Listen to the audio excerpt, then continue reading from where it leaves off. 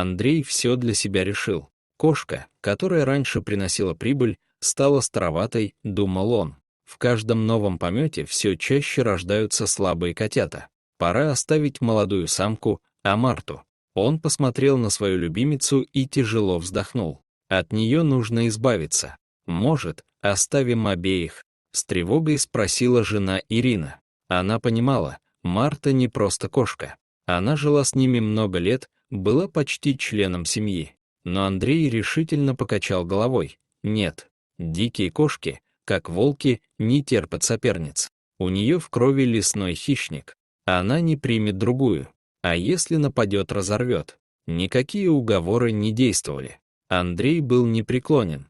Марта была необычной кошкой. Когда-то ее мать, домашняя кошка Муся, пропала на несколько дней, а вернулась беременной. Хозяева удивились. У котят были дикие повадки и внешность вытянутой морды, густая шерсть, острые уши. Потом выяснилось, Муся погуляла с лесным котом, возможно, диким. С тех пор потомки Муси стали особенными. Их покупали задорого. Они были выносливыми, отлично ловили крыс, зайцев и даже небольших птиц. Их не пугали ни мороз, ни голод. Особой популярностью пользовались котята Марты. Она помогала Андрею на охоте, подкрадывалась, загоняла дичь, приносила улов. Но теперь он решил от нее отказаться.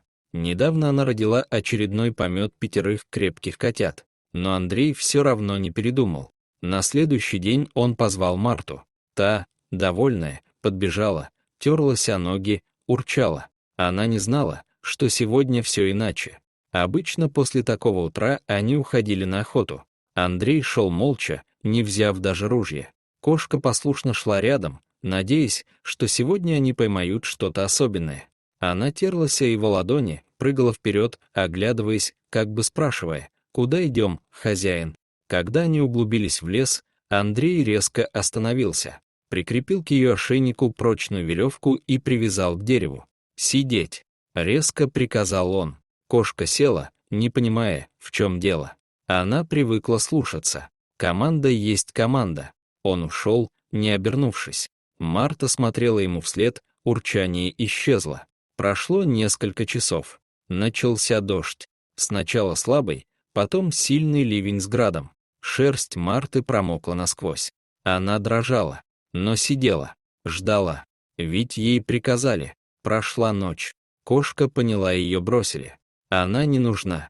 Слезы выступили на глазах. Она вспомнила котят, оставшихся дома. Молочные железы ныло от переполнения. Она скулила, но в ней была кровь дикого зверя. Утром она встала, потянулась и перегрызла веревку. Теперь она была одна, без дома, без человека, но с инстинктами. Сначала поймала мышь, потом зайца. Снова почувствовала вкус охоты. Она исследовала лес, осторожно обходя метки других хищников. Вскоре наткнулась на волчье логово. Там лежала мертвая волчица. Рядом 3 волчат. Пищали, тыкались в холодную шерсть матери. Марта не колебалась. Облизала малышей, пригрела, позволила им присосаться к ее соскам. Они приняли ее за мать. С тех пор она стала им мамой. Перетащила их в другое место, начала учить охоте, защищать. Они быстро росли. С каждым днем требовали все больше еды. Марта охотилась с утра до вечера, добывая пищу. Порой ей снился Андрей. Во сне она бросалась к нему, забыв обиду. Но просыпалась и видела 3 подросших волчат. Однажды, в поисках пищи, она пересекла чужую территорию. Ее заметил крупный волк. Он зарычал, показывая здесь чужим не место. Марта не отступила. В ней заиграла волчья кровь. Она прыгнула. Завязалась схватка. Волк оказался сильным, но Марта держалась. Внезапно из леса выскочили ее приемные волчата. Сильные, обученные, они встали на защиту матери.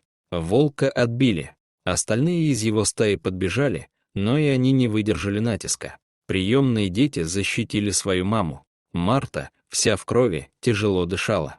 Лизала морды своим детям. Она выстояла.